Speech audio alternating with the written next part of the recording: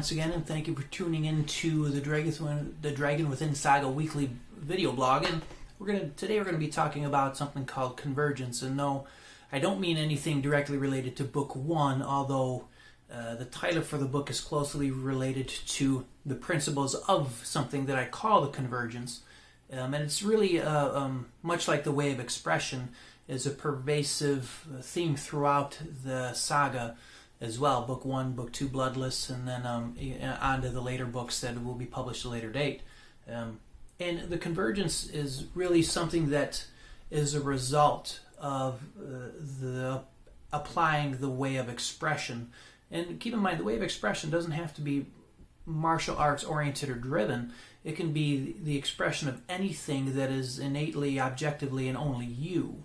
And the practice of whatever that is, and it could be anything from, cutting grass to singing to dancing to anything, any form of expression at all, is able to lead to what's called this principle of convergence. And just give a little picture of it. I've got it right here. I'm going to try to edit it into the video, but the convergence speaks about the objective aligning of the three circles of our existence, our mind, our body, and our will, to an objective standard whereby those three circles begin to converge upon each other, and actually at its perfected objectivity result in one single circle of three overlapping.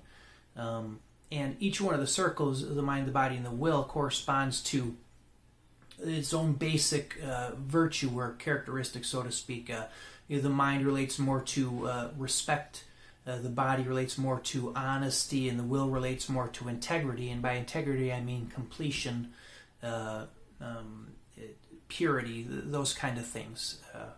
And then as the mind and body overlap, body and will overlap, and mind and will overlap, the two combining virtues kind of work to develop into another virtue. For example, the mind and body, when they overlap, we'll get something like humility, which is the combination of respect and honesty. And then the body and will overlap, and we develop something called chivalry, which is the combination of honesty and integrity. And then when the mind and will overlap, we have something called kindness, which is respect and integrity.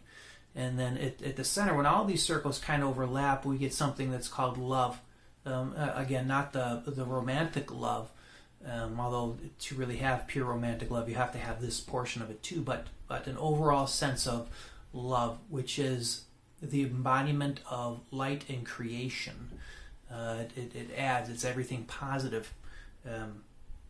And so the focus of becoming a reflection of these virtues is not trying to be more chivalrous or trying to be more kind, because if we try, we will succeed. We succeed sometimes, but we won't sometimes. And if we try, it's really almost like a selfish motivation, because we're trying to do something that makes us feel good. Oh, if I'm more kind today than I was yesterday, I'll feel better about myself. Or if I'm more humble today than I was yesterday, I'll feel more, better about myself, if that's a goal. However, if we really align our progression in life to becoming more objectively centered in each one of these circles, then the result will naturally be the development of the pure characteristics and attributes within, without the worry or without the selfish motivation of feeling better about myself. It's just a natural progression and a natural result rather than a orchestrated or constructed result. Therefore, all of our actions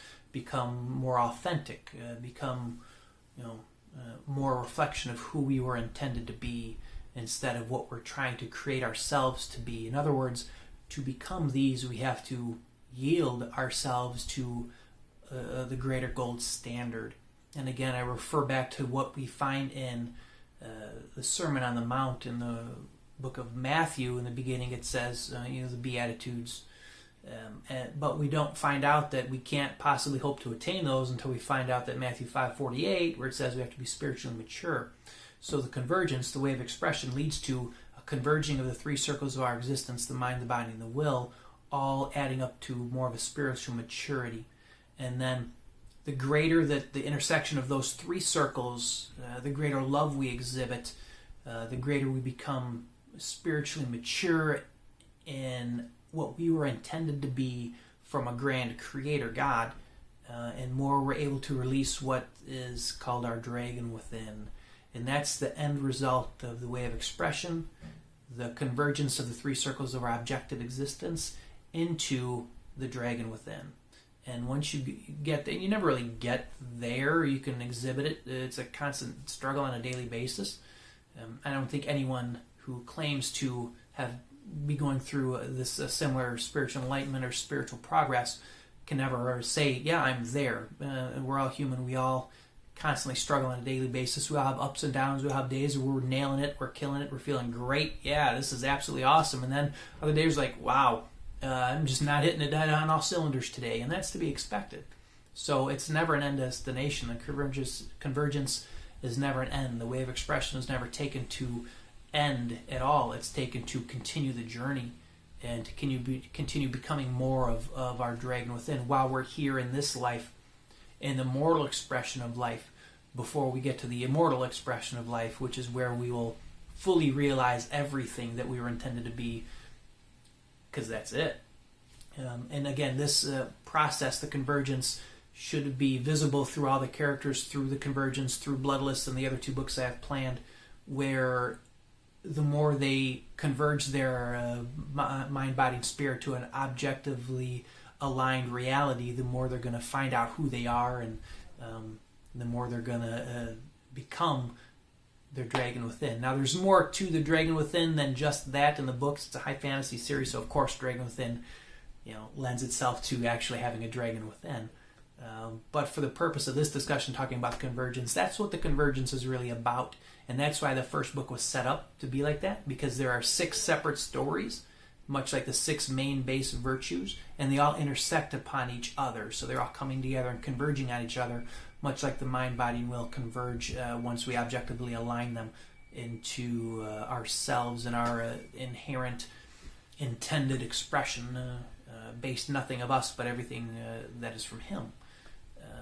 So that's kind of the principle of the convergence and how it relates to the Dragon Within Saga.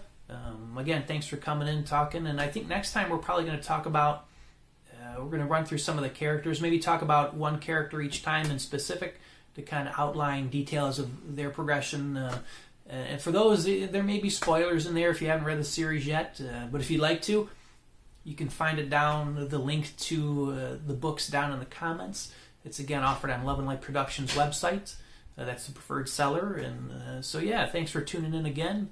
If you liked the video, please like it. If you really liked it, subscribe to it. And if you really, really, really liked it, even share it, because that's pretty cool too. And always remember, even when we part until we meet again, to release your Dragon Within. Thanks again.